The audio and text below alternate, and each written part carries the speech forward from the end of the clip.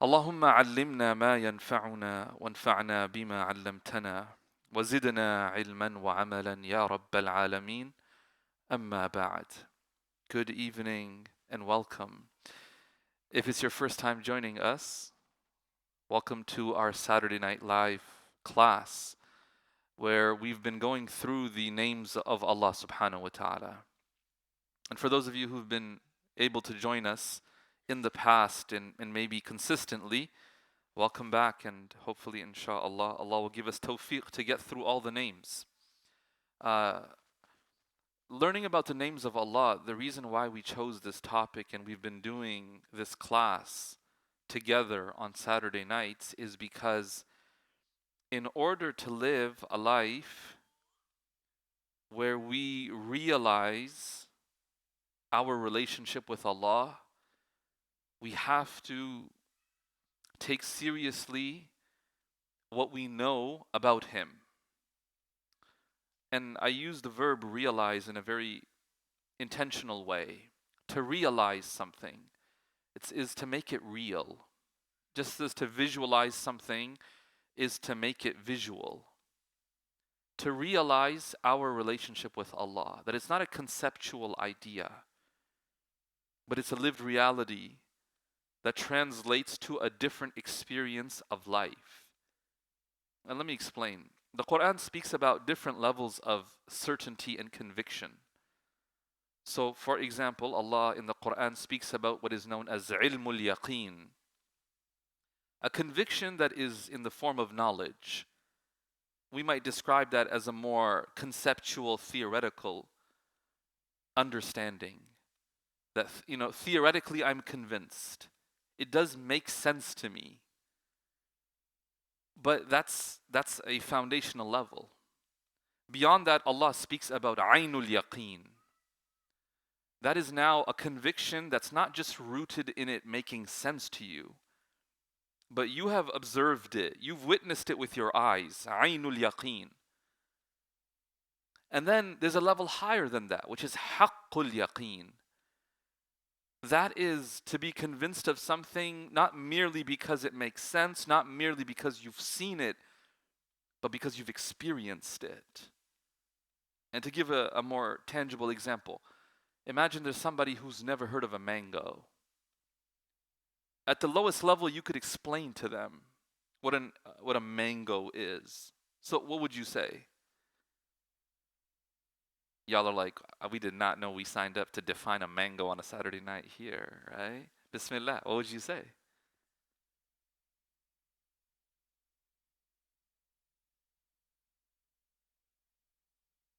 Okay, so basically it's a lemon. Or it's like what more? Okay, it's sweet, yeah. And you start giving all these words. Do you think the person would fully get it? No, they would be like, so it's kind of like a lemon in color, but it's not sour, usually. It's actually sweet. What does it taste like? It's kind of like honey. You're like, honey? Okay. But then, is it liquid? No, it's not liquid. Okay, what is this? And then you show them a picture. You pull out like Google, right? And you're like, here's a mango. And they're like, oh, okay, I can see that. Like it's kind of reddish and it's yellow. And oh, I see what it looks like. Do they really know what a mango is yet? They see people eating it and people really enjoying it, and they're like, oh, it looks like people like it. And then you get to the third level where you're like, here, take a bite. That's haqqul yaqeen. Once you could actually skip the other ones if you just give it to them to eat to begin with, right? Just eat it here. See, for a lot of us in our day-to-day lived reality of what it means to be a Muslim and to be a servant of Allah, for a lot of us it might make sense at some level. But if that's all it is, Islam makes sense. But I don't really see the truth of Islam in the world around me or in my own life. And I don't experience it. I don't experience a relationship with Allah. Then in moments where life gets difficult and we're struggling, we turn to religion and yet we don't seem to find the comfort and solace that we want. And then we're confused because we're like, wait, I thought my Islam is meant to give me that kind of strength to get through this difficulty. But the Islam that you have is just in the form of a theory. Like it just makes sense to you. It's not a lived experience moment to moment. There's a very big difference. Someone could theoretically know how beneficial exercise is and yet reap no benefits because they don't actually experience exercise. And that's kind of how we are. We know theoretically how beneficial Islam should be and the promises of Allah in the Quran, yet we don't seem to witness in our lives that reality. People talk about their love for Allah. We're like, yeah, theoretically that sounds nice, but I don't really know what that looks like. I don't really feel it. So maybe some of us are at the theoretical level. Our goal has to be to move beyond that. To not just theoretically know that I want to have a relationship with Allah or that I ought to have a relationship with Allah. I need to actually see a relationship with Allah in my life. And I really need to experience that relationship. Because experience transforms everything. And the thing about experience is, it's kind of hard to explain. Isn't it not? You take a bite out of a mango. It's like, what does it taste like? You go back to square one, right? Trying to explain it again, like, what is a mango? It's hard. Because you can give words and ideas, but someone has to taste it. The same thing is with a relationship with Allah. And that's why we learn the names of Allah. So we know who He is, because you can't love somebody, trust them, be close to them if you don't know them. That's just the reality. You don't see strangers and be like, yo, I totally love that person. You don't know them. You need a reason to love them. And for many of us, we never spent time learning the names of Allah. So that's what we try to do here at ISNA Canada on Saturday nights. And so I hope, inshallah, you'll continue to join us as we go through these names. The name that we want to talk about tonight is a rather interesting one because the name can also be used for human beings at a certain level. This is the name of Allah, Al-Mu'min. Al-Mu'min. Allah uses this in the Quran, in Surah Al-Hashr. هو الله الذي لا إله إلا هو الملك القدوس السلام المؤمن المهيمن. Al-Mu'min. Now, we sometimes refer to Muslims or human beings as this is a mu'min. So how is it that we could talk about a human as mu'min and Allah, one of His names is Al-Mu'min? For that we have to analyze the core meanings of this word and this name Al-Mu'min. The root letters. The root letters are a Hamza, Mim, and Nun. Aman. Aman. And we get multiple meanings from this root. So I want to start by exploring those meanings. The first meaning we get from these root letters is the meaning of belief, to believe something. That's why we talk about Iman. What is Iman? Iman is to believe, to submit and accept as true.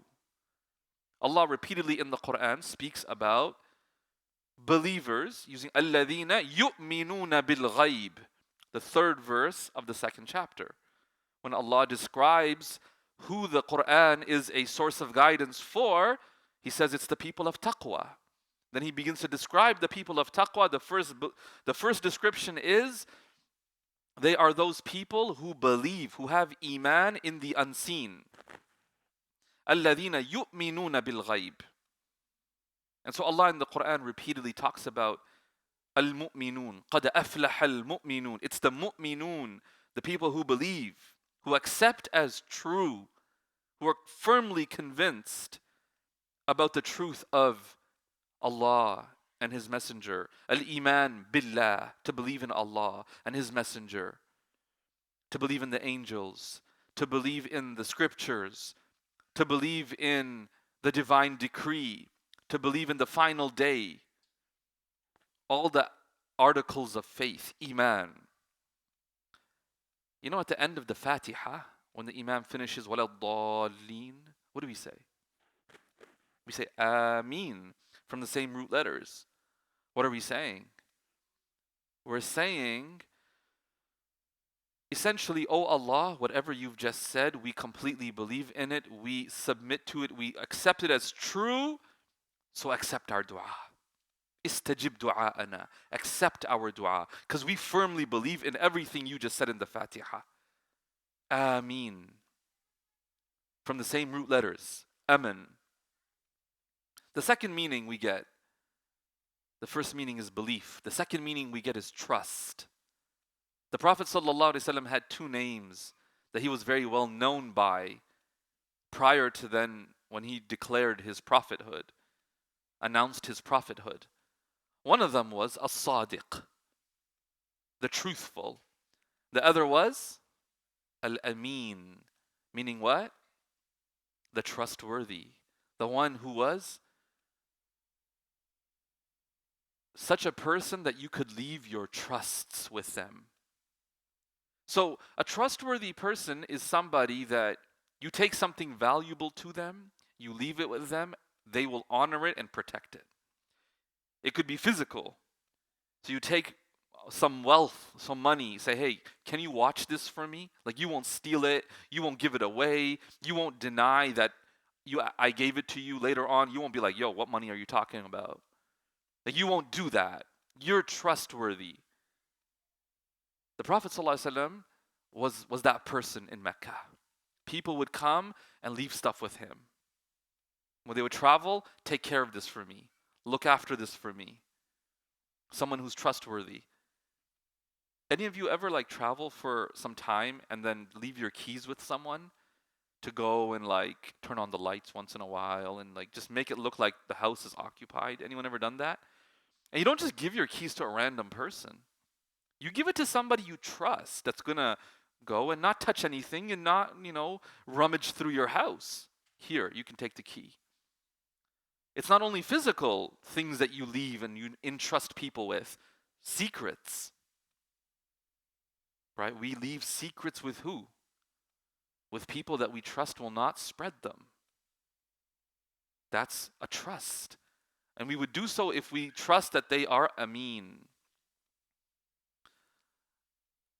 But we have to be very careful, right? We have to make sure that they are indeed trustworthy. Al-Imam al-Shafi'i, he has a poem. He says, إِذَا الْمَرْءُ أَفْشَى سِرَّهُ بِلِسَانِهِ وَلَامَ عَلَيْهِ غَيْرَهُ فَهُوَ أَحْمَقُ إِذَا ضَاقَ صَدْرُ الْمَرْءِ عَنْ سِرِّ نَفْسِهِ فَصَدْرُ الَّذِي يَسْتَوْدِعُ السِّرَّ أَضْيَقُ. He says, look, إِذَا الْمَرْءُ أَفْشَى سِرَّهُ بِلِسَانِهِ. If you spread a secret of yours with your own tongue, you choose to tell people, and then they spread it, and you blame them for that, he says, you're a fool. He said, look, man, if you couldn't keep the secret to yourself, how did you expect them to keep your secret to themselves? Like, you couldn't keep it to yourself. I need to share this. And so you told someone.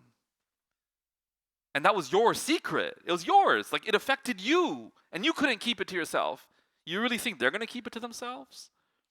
And so we have to really be careful that the person that we're sharing and entrusting is truly trustworthy. That's why we have another word, amana.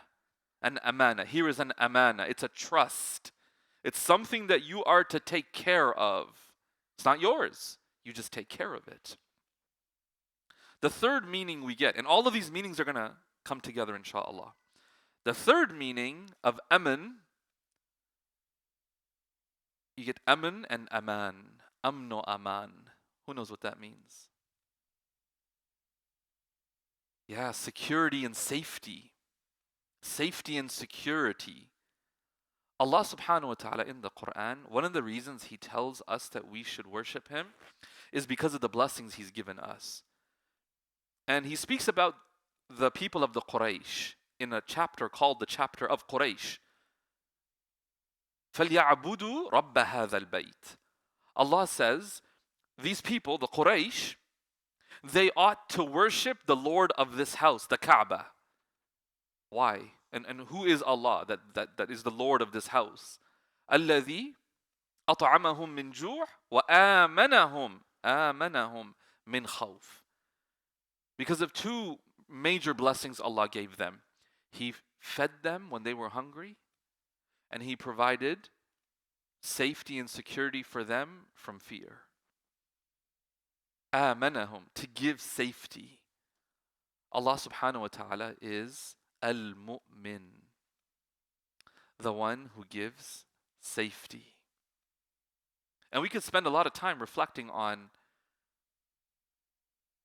how much safety and security we enjoy on a day-to-day basis. How many of you have been to a country where people, just by default, have bars on their windows? Anyone? Yeah, I lived in a country like that for 3 years. Everybody had bars on their windows. Right? When they come to Canada, they're shocked. Like, you don't have bars on your windows? Any daredevils here who leave their windows open at night in the summer? There you go. Like, that's unheard of in some countries. That you leave the window open? Yeah, I'm on the 25th floor. It's like, doesn't matter, man. Like, over there, people will climb up if they see a window open. Yeah, even the front gate. You have a door. In some countries, you have a door, and then you have a gate. Like a full gate that you have to lock. So that in case, right, they're able to get the door open, that essentially gate at your front door prevents them. We take it for granted. The ability to just walk out at 11:30 p.m. and kind of just casually go to Tim Hortons, that's not a small thing. Like, I've lived in countries where you couldn't just do that. Because if you were driving at nighttime, you don't know, you'll have someone throw a big boulder on the road. So what do? In order to avoid hitting it, you hit the brakes. And people jump out of the bushes and come and hijack your car at gunpoint. This is a lived reality in many parts of the world. And I only realized how blessed we are to just kind of just go out at 11:30 p.m. Okay, I just want an ice cap, right? Just boom, you just go 11:30 p.m. Other parts of the world, it starts getting dark and you're just like, okay, lock it up, right? You just lock everything up, everyone come inside. Do you get what I'm saying here? This is a blessing. This is a blessing. This is not a small thing. So Allah is the one who gives safety and security. Al-Mu'min. In Salatul Isha, I read a verse and I finished the first rak'ah with this verse. Allah subhanahu wa ta'ala says, الَّذِينَ آمَنُوا وَلَمْ يَلْبِسُوا إِيمَانَهُمْ بِظُلْمٍ. Those people who have iman, who have faith and belief, and they don't ruin their iman, their faith, by mixing it with falsehood, with dhulm, shirk. Allah says for them, they will be guaranteed safety, security. أُولَٰئِكَ لَهُمُ الْأَمْنُ. And they will be rightly guided. So Allah is a source of security. And Allah is also a being that we ought to trust. That is what we take from these names. But now we have to explore that, to make that a reality. Why? I might theoretically know Allah is the source of security. I might conceptually know that Allah deserves to be trusted. But then I might not even experience that. I can't bring myself to trust Allah. Many of us experience this, right? If you take a test, who do you need to trust? Allah. You can give the right answer. Who gives security? Allah. But then you're in a situation where you've done all your research. Everything seems to point to the direction of that. And you say, okay, I guess I'm going to do this. But then you get cold feet. I can't do it. I can't do it. What if it doesn't turn out perfectly? What if it turns out horrible? I can't do it. And you can't bring yourself to take that step. What do you need to do? Well, I need certainty. I need more guarantees. You're not going to get it. You will not always get the guarantee and certainty you're looking for in life. In fact, very often you won't. And that gap where you don't have certainty, that is literally the area where you need to demonstrate your trust in Allah. And conceptually, you know you need to trust Allah, but in that moment, you can't bring yourself to do it. So you go to someone, hey, like, what should I do? Like, what's the right answer here? And they say, just trust Allah. Do what you can, and just trust Allah. And a part of you goes, what? Goes, yeah, but that's not the answer I'm looking for. I need something that gives me more certainty. That is a sign. Conceptually, you know you need to trust Allah. Experientially, you have not brought yourself to the level that you can do it. So, Allah is the one we ought to trust. And we're going to talk about what does that look like. Last week, we spoke about a name of Allah, As-Salam, the source of peace, the flawless one. What's the difference between peace and security? How would you define peace? To be at peace.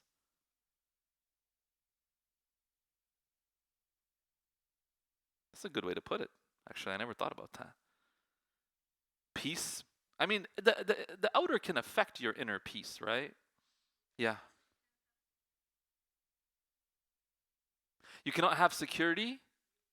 You can have security but no peace. Beautiful, definitely. Peace refers to what? Not being disturbed, not being stressed out, things are not bothering you. You're internally at peace. And security would be what? You're not scared. You don't have a fear of harm or oppression or punishment, for example. So you feel secure. You're not worried about losing what you have. And we might have one and not the other. You know what's beautiful? Allah in the Quran, He tells us, Jannah is a place you'll have both. Allah in the Quran in Surah Al-Hijr, He mentions a declaration, an announcement that will be made to people as they enter paradise. Udkhuluha bisalamin aminin. Enter paradise with peace. So there's nothing to bother you, nothing to stress you out. Aminin, and you're secure, and you're safe. You don't have to worry about like losing your position in paradise. Right? Imagine you're in a really good job and it's really enjoyable and there's not much stress, like, you're able to handle everything really well, so you're at peace, but then you don't feel secure because you're always worried, what if they start laying people off? So you don't feel secure.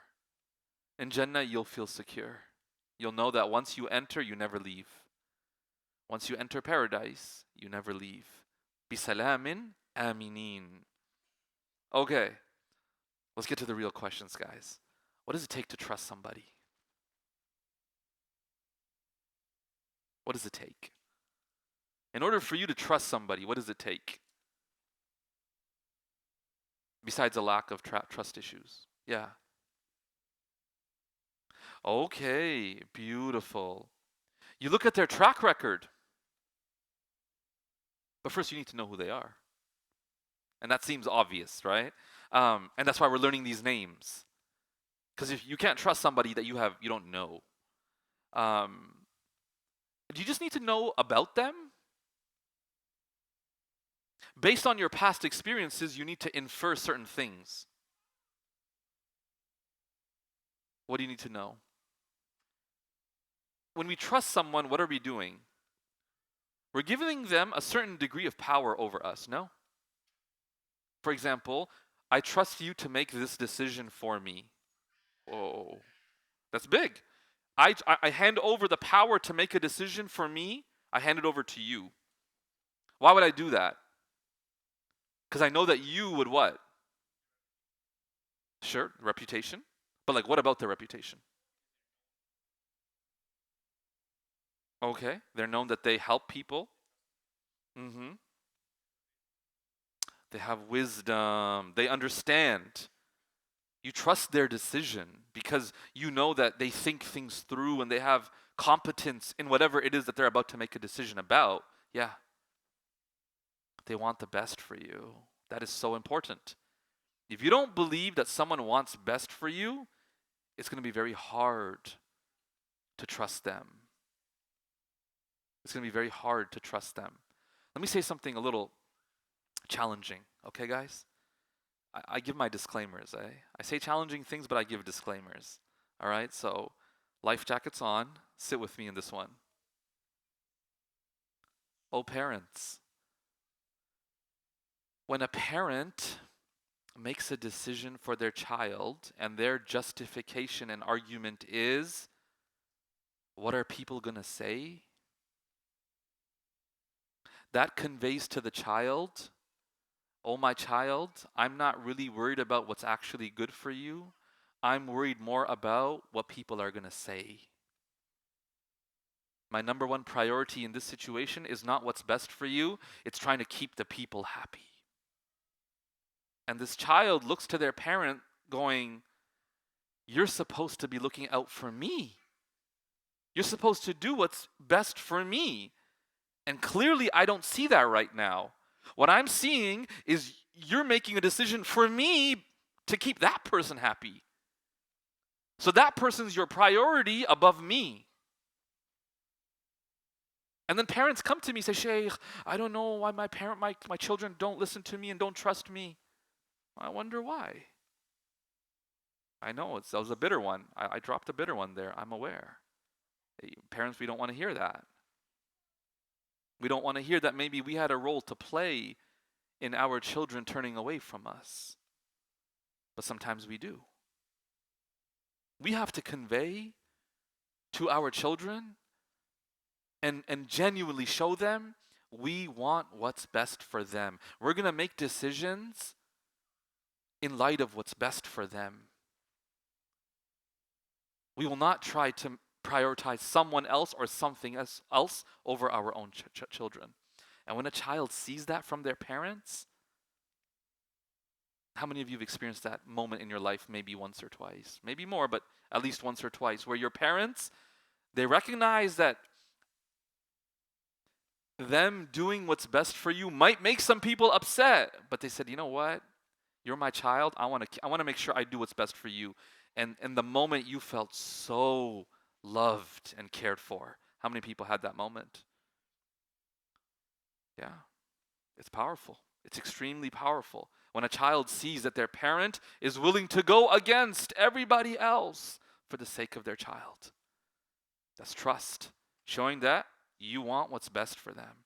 So we trust when we have past experiences with someone. And they have demonstrated through their past experiences their competence and ability to make decisions, for example, on your behalf. When they make those decisions, they're clearly factoring in what's best for you, and they're honest with you. Right? They have an understanding, they have wisdom, and then we trust people. And then we trust people. This is why, I'm going to be very honest, this is why so many children turn to friends over their own parents. And the parents like, I know what's better. You might know exactly what's better. But you have failed to convince your child that you want what's best for them. And their friend has convinced them that they want what's best for them. So they trust their friends. They'll make bad decisions based on their friends. We will sometimes go through difficulties for people that we believe love us more than someone that we know knows well, but we don't trust loves us. This is a reality of the world that we live in. The power of trust and love for someone. And that comes through experience. You go through times with people and you build love and trust. Allah in the Quran, He tells the story of the Prophet Musa. Because the Prophet Musa ﷺ was a prophet, but he was a human being. And the benefit that we get from the prophets being humans is we get to see ourselves in them. So the day comes in the life of the Prophet Musa where Allah commands him, اذهب إلى فرعون إنه طغى. Oh Musa, I want you to go to the man who was set on killing you, who had sent out a death warrant for you, sent people after you. Now you have to go to his palace, stand in front of him, and invite him to Allah. What is Musa alayhi salam's, what does he feel? He feels fear. He's almost like, whoa, I don't know, right? Like, maybe, oh Allah, can you give me my brother with me? He had a bunch of different thoughts and feelings in that moment. And subhanAllah, how does Allah comfort the Prophet Musa? Number one of the things we want to reflect on is Allah, knowing how difficult it was going to be, He told the Prophet Musa, go to Fir'aun. What's a lesson that we learn from that? We often benefit greatly from facing what we most fear or dislike facing. Think about something in life that you don't want to think about. I know that was a bit paradoxical, but bring to mind something that you don't want to really think about. That's probably something you need to think about. And that you would benefit greatly if you navigated that thing in your life. Because the easier thing to do is what? Just shove it under the rug. I don't want to deal with that right now. And right now becomes years and decades. And the way that thing subconsciously begins to inform and influence your life is incredible. You will see people in their 30s, 40s, 50s behaving in ways that they know are not good, but they can't seem to bring themselves to stop. Because early on, when they needed to face certain things about themselves, they didn't. The younger you are, the more effective it is early on to uproot those bad habits and traits before they take root, deep root. And so the Prophet Musa, Allah doesn't tell him, oh yeah, let's not do that then. He's like, no, Musa, you are going to go face Fir'aun. That's the last place, oh Musa, you want to go? That's exactly where you're going to go. This is a saying, that which we need most will often be found where we least want to look. That which we need the most will often be found where we least want to look. And that's a rather ambiguous statement on purpose because you could apply it to any aspect of your life. So, Allah tells him, go to Fir'aun. How does Allah comfort him? In Surah Taha, Allah mentions what He does. Allah reminds him of how he got to where he is. All the past experiences. He says, وَلَقَدْ مَنَنَّا عَلَيْكَ مَرَّةً أُخْرَى. Oh Musa, did we not show you immense favors before this moment? You think this is the first time you need to trust me? How did you get to where you are?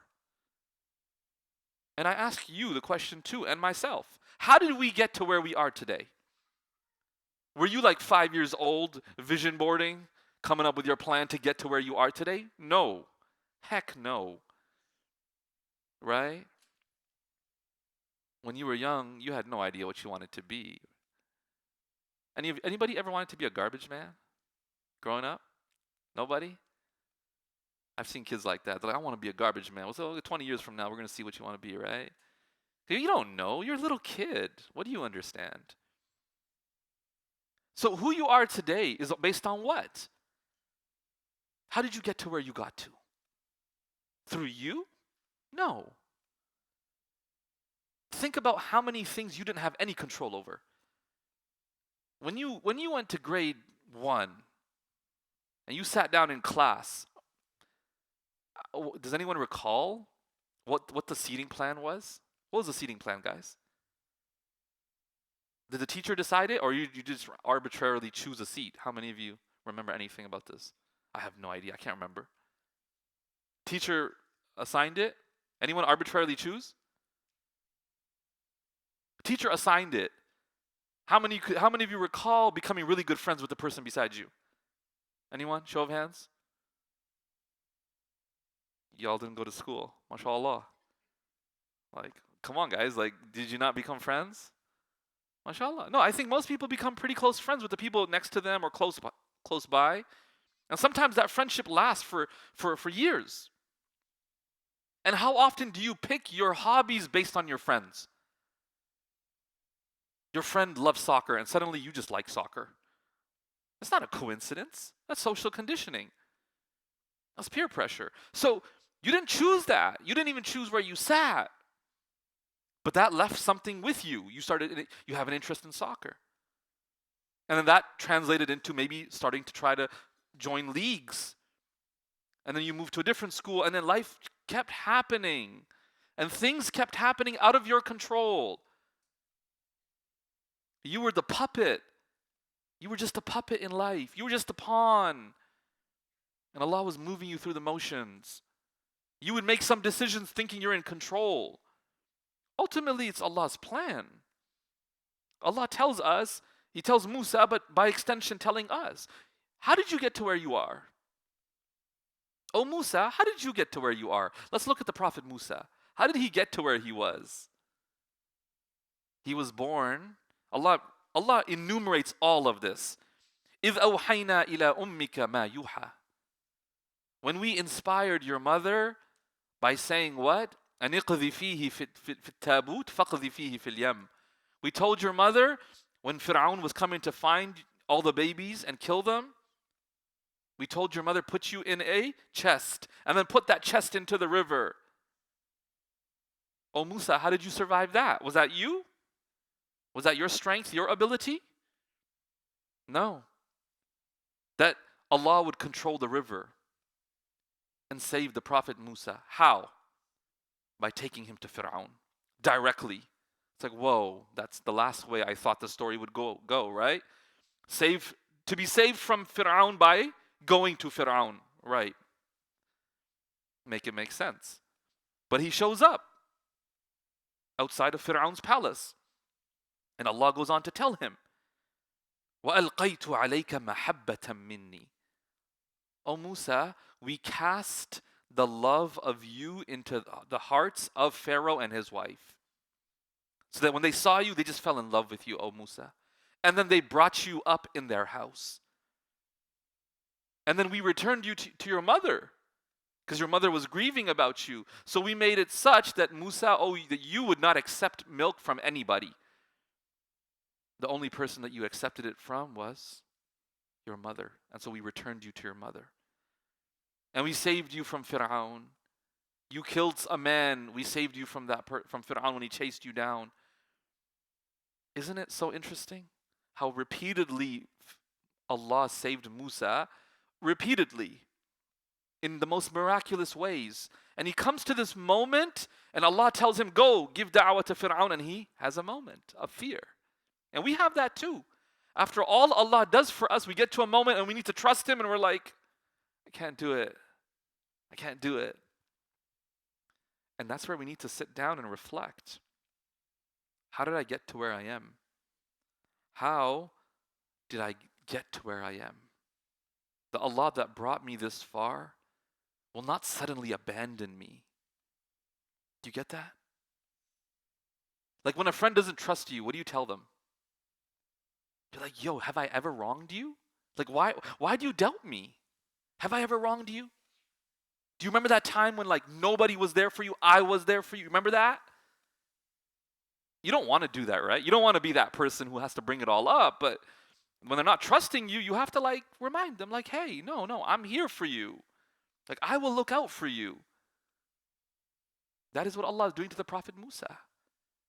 Allah in the Quran repeatedly does that to us too. And so sometimes we need to sit down and say, "Wait, I'm finding it really difficult to trust Allah. But man, I only got this far through Allah's help. And I'm not going to be able to move forward alone.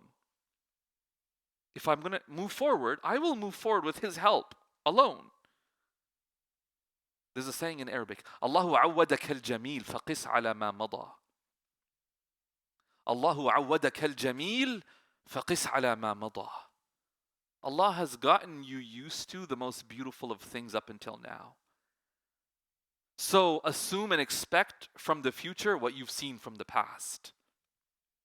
Why would things change? And that should give you the courage to move forward, to trust, to make that decision in the face of the uncertainty, knowing who Allah is and what He's done for you. Okay, Allah is Al-Mu'min.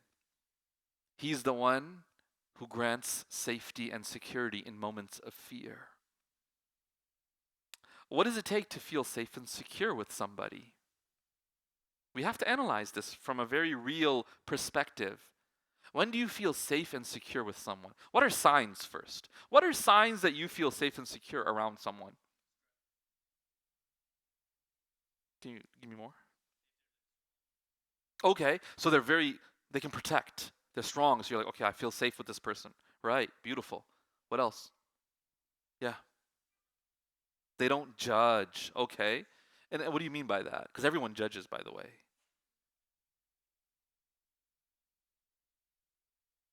Right, okay. They're not unfair in their judgment. We all judge, right? Like when we look at something or someone, or we do make a judgment about what we see and what we observe. The question is, are we fair? Because sometimes we're unfair. Someone makes a mistake and we're like, how could you? As though we're expecting perfection. That's unfair, right? So we don't like unfair judgment. Absolutely, agreed. Yeah, what else? What else is a sign that you feel safe? Yeah. You can be vulnerable, right? You feel at ease, right? Right, physiologically, you can breathe. The heart rate's not up. You feel at peace. Right. Okay, so those are signs that you feel safe. What does it take to develop that? One is that they're very strong. So that's what makes you feel safe. What else would make you feel safe? Not a symptom of safety, but like actually is a reason for you feeling safe. Yeah. They're reliable. Okay, beautiful. Anything else?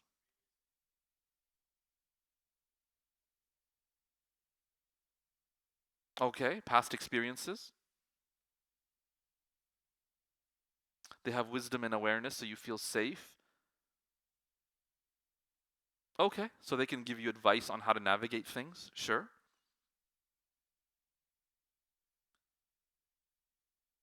You can be yourself around them. What does that mean? Like I know I kind of get it, but let's flesh it out. Around other people, what do you have to be? Someone that you're not safe around.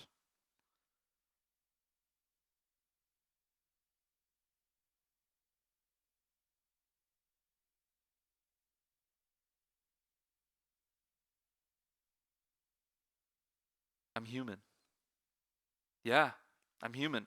Around others, and I think, subhanAllah, that's the society we live in. We have to walk around with a mask showing that we're perfect, right? That we have it all together, that we are like superhuman, right? We are superhuman. Y'all ever see those people who do like the organizing of their fridges or their cupboards and stuff? It's like, come with me while I organize my cupboard and stuff. And you're like, dude, you don't want to see my cupboard, right? And all of a sudden, at some level, we start feeling like, what? Man, I'm not doing enough. My life's not proper. They just seem to have their life so perfectly put together. It's like, really? Nobody has it together. Nobody has it perfect, right? Nobody. Doctors struggle with their health. Psychologists struggle with their mental health. We're human. And people you can feel safe around, you can be human.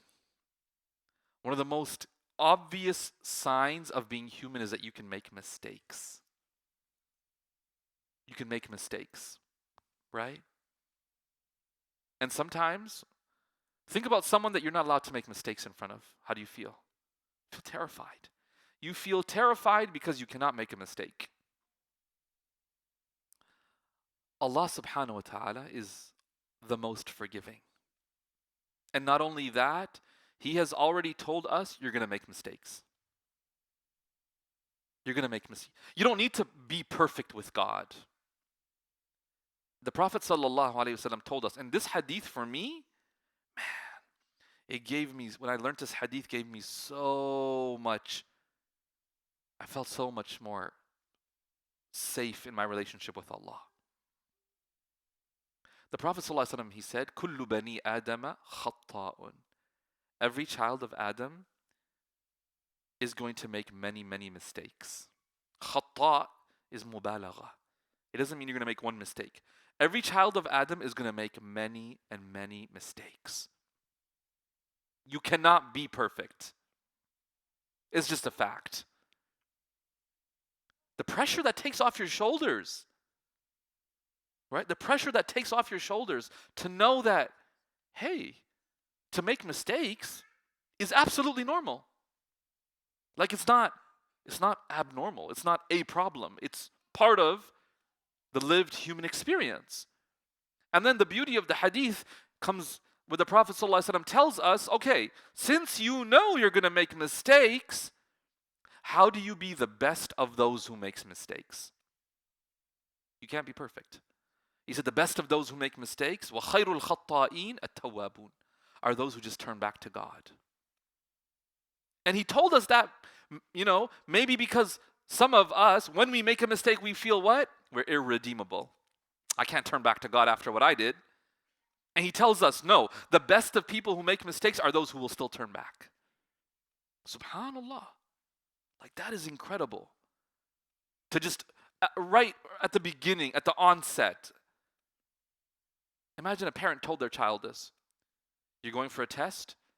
Do your best. You're going to make mistakes, and that's fine. Make sure you learn from your mistakes, and next time, try to do better. How much pressure? You're like, oh, that's great. That's great. You're not trying to make a mistake, but you feel okay that I don't need to be perfect. That's what this hadith did for me. I was like, oh, so I don't need to be perfect. Because I can't be perfect. I need to do my best. And every time I mess up, I need to learn from my mistake and just turn back to Allah. There's another hadith I want to share with you I came across. The Prophet ﷺ said from Ibn Abbas, he said, مَا مِنْ عَبْدٍ مُؤْمِنٍ إِلَّا وَلَهُ ذَنْبٌ يَعْتَادُهُ الْفَيْنَةَ بَعْدَ الْفَيْنَةِ. He said, every believer, every mu'min, will have a sin that they habitually commit from time to time, that they'll struggle with. Or he said, أو ذنب هو مقيم عليه لا يفارقه حتى يفارق الدنيا. He says, or they will be so entrenched in a sin that they'll never be able to give it up until they leave this world. He said, the believer was created to be tested. And they will be tested, but they will then repent. Then they'll forget, make the mistake again, and repent. That's just telling us how things are going to be in our lives. You're going to make mistakes. You're going to have your weak spots. knowing that Allah knows this about you, already told this to you, should give you a lot of security. It's okay to make mistakes with God, provided you rebound in the right way. Do your best. You will make mistakes. Do you understand? Another thing that gives us, subhanAllah, security is if we have a voice. If you can speak up. Where someone, you're with them and you don't have to just stay quiet. You can speak. You can voice what you feel. And the beauty is we can always communicate and speak with Allah. Allah tells us He's as-Sami'. He always listens and hears what we say. And remember, we have to learn to just be more real in our conversations with Allah. Again, to make it a realized relationship. I give this example often. You know when you go meet a friend, you don't prepare a speech, do you? Right? Like you're just getting together for like coffee and you're just like, wait, 1 minute. Pull out this paper and you're like, so, dear friend, right? You don't do that. You just heart to heart. Why is it that we feel so formal in our du'as with Allah? What about just putting up our hands and saying, Ya Allah, life is tough. I'm not complaining about anything, Ya Allah, but I am finding it difficult. I'm struggling with this. I really want to do this, but I'm scared. And you just be real with Allah. We struggle with that. But Allah tells us you can always call upon Him. That's why He told us His name is As-Sami', that He listens. And you also have access to what Allah is saying to you. That's what the Quran is. That's what the Quran is. The Quran is Allah speaking to us. And so sometimes, here's what we do sometimes, guys. Sometimes we complain about life and why things are the way they are. But Allah in the Quran has tried to explain to us why things are the way they are, but we don't read it. And so then we're very confused. We're like, I don't know why this is happening to me. Well, maybe read the Quran. And you'll see what Allah tells you about why things happen the way they happen. You know, Stephen Covey, he tells a story. He goes, a father once came to him and said, I can't understand my kid. He just won't listen to me at all. And so Stephen Covey says to him, let me repeat back to you what you just said. He said, you don't understand your son because he won't listen to you? The father was like, yeah. He said, let me try again. You don't understand your son because he won't listen to you? He's like, yes, that's kind of what I've been saying. Stephen Covey goes, I thought that to understand a different person, another person, you need to listen to them. And the father goes, oh, that's a good point. He goes, yeah. And then you know what he says? He goes, no, but I understand him. Like, I don't need to ask him and listen to him. I understand him. I know what he's going through. I went through the same thing. I guess what I don't understand is why he won't listen to me. Stephen Covey concludes this chapter, and the main point he makes is this. Seek first to understand, then to be understood. In life, before you try to make somebody understand yourself, you try to understand them. This might be one of the most valuable lessons I learned as a parent. Is I often would jump to conclusions about why my children would do what they would do. My son would do something that's wrong. My immediate assumption would be he's just being rebellious. Because he knows you're not supposed to do that. So in my head, I couldn't, he's just being rebellious. And I would have to catch myself. You know, when I would catch myself. I can't claim that I always would. And I would say to him, why'd you do that?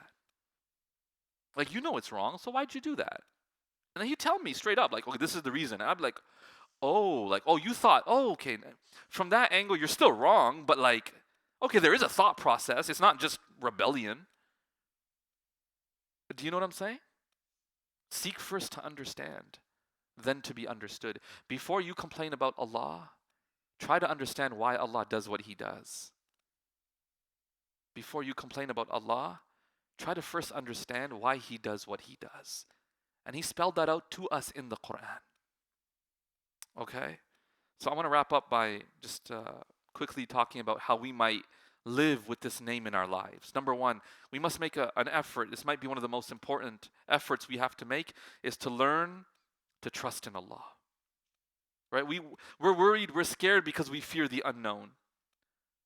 How do you overcome that? By knowing that the unknown lies in the control of a being who is all wise, most merciful, and all knowing.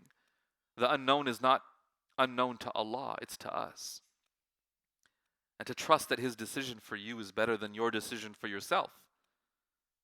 Number two, for us to be people of security to the people around us. What would it take for you to be a person that makes the people around them feel secure? And why might people right now not feel secure around you? One of the common things I've noticed is I've met people who genuinely care about other people, but they haven't developed the ability to convince others that they care. So, and it's because they have a lot of self-work to do, right? So maybe they're a little self-conscious. They really care about other people, but they're just self-conscious. So every time they go into like a new place, they're kind of really, anxious about it, and like, they're not looking very friendly. And they go there and no one really talks to them because everyone's like, yo, that person's having a bad day. And then this person leaves and they're just like, man,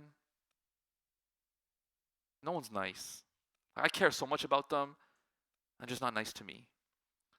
It's like, did you look in the mirror? Like, if you saw you, you wouldn't approach you. Right? So sometimes we don't realize that we actually have to make an effort to convince people that we care about them.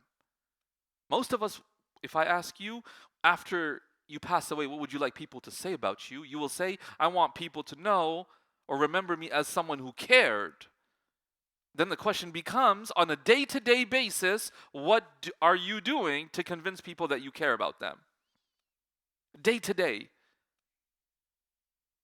Are you sending those messages?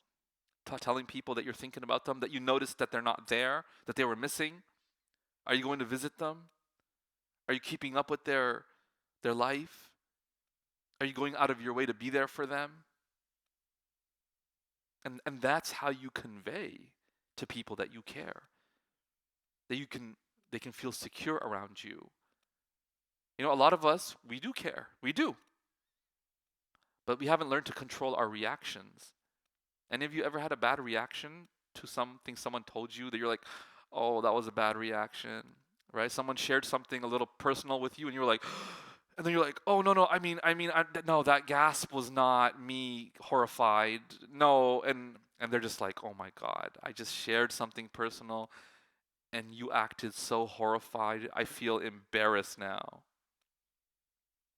So to learn to be compassionate, that's where it's really helpful to learn the art of listening. Sheikh Mikhail's recent book on this topic is excellent. When hearing becomes listening. And finally, the last point I'll make here as we wrap up is to try to develop trustworthiness within yourself, honesty when dealing with others. That ultimately is what sidq is. It's integrity. Is when there's alignment in the human being. What you say is what you do, and it's also what you believe, and it's also what you think, and it's a complete alignment within you. And sometimes we don't have that alignment, and so we're not trustworthy and we're not honest. We sometimes don't say what we believe, or we say something that we don't believe, or we say what we won't do. And the challenge for us, and it's much more difficult than it sounds, is to live a life where you only say what you believe and you only do what you say and you live a life of alignment. And such a person becomes trustworthy And people believe that person. And people rely on that person. And they find that person to be a source of immense comfort. May Allah subhanahu wa ta'ala grant us tawfiq to really become people of aman, of safety, security, trustworthiness, and integrity to the people around us. Ameen ya Rabbil Alameen. وصلى الله وسلم وبارك على سيدنا محمد وآله وصحبه أجمعين والحمد لله رب العالمين. Alright, inshallah, now we're going to do a quick game of Kahoot.